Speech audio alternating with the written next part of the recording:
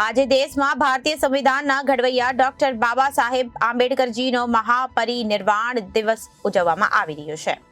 સુરત શહેરના પાંડેસરા વિસ્તારમાં આવેલ નાગર સેન નગર બુદ્ધ વિહાર નિઃશુલ્ક શૈક્ષણિક ક્લાસમાં માન વંદનાનો કાર્યક્રમ રાખવામાં આવ્યો હતો। બાબા સાહેબ આંબેડકરજીની પ્રતિમાને પુષ્પાર્પણ કરી રામાભાઈ ચોક સુધી રેલી યોજવામાં આવી હતી। વિદ્યાર્થીઓ, યુવાનો, મહિલાઓ સહિત મોટી સંખ્યામાં સ્થાનિકોએ વ્યસન મુક્ત રહેવાનો સંકલ્પ કર્યો હતો। દર વર્ષે દેશમાં ભારતીય બંધારણના ઘડવૈયા ડોક્ટર ભીમરાવ રામજી આંબેડકરની પુણ્યતિથિ નિમિત્તે 6 ડિસેમ્બરને મહાપરિનિર્વાણ દિવસ તરીકે ઉજવવામાં આવે છે। આંબેડકર સ્વતંત્ર ભારતની પ્રથમ કેબિનેટના જાણીતા ન્યાયશાસ્ત્રી, સમાજ સુધારક અને કાયદાના પ્રધાન હતા। શોષિત, વંચિત, દલિત, પીડિત લોકો માટે જ નહીં, દેશના તમામ લોકોને ક્ષમતા, સ્વતંત્રતા, બંધુત્વતા અને અધિકાર આપ્યો છે।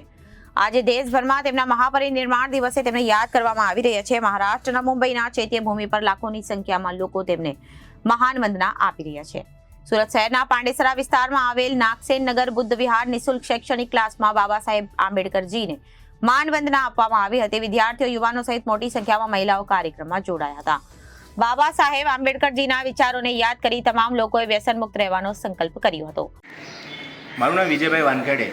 મહામાનવ ડૉક્ટર બાબા સાહેબ આંબેડકરજીના 68માં મહાપરિનિર્વાણ દિવસ નિમિત્તે આજે પાંડેસરાના નાગસેનનગર નિઃશુલ્ક શૈક્ષણિક ક્લાસ બુદ્ધ વિહારની અંદરમાં માન વંદનાનો કાર્યક્રમ રાખવામાં આવેલો હતો। માન વંદના રેલી સ્વરૂપે ઉજવીને અમે રમાભાઈ ચોક ડૉક્ટર બાબા સાહેબ આંબેડકરજીના સ્મારક સુધી પહોંચ્યા અને બધાએ ત્યાં પુષ્પાર્પણ કર્યા અને પુષ્પાર્પણ કર્યા પછી અમે લોકો બધા સંકલ્પ લીધો કે ભાઈ સમાજની અંદરમાં, પરિવારની અંદરમાં જે કોઈ વ્યસન કરતું હોય, વ્યસન ધરાવતું હોય, એ વ્યસન એ લોકો પાસેથી છોડાવીએ અને વ્યસન મુક્ત રહીએ, વ્યસન મુક્ત સમાજ કરીએ।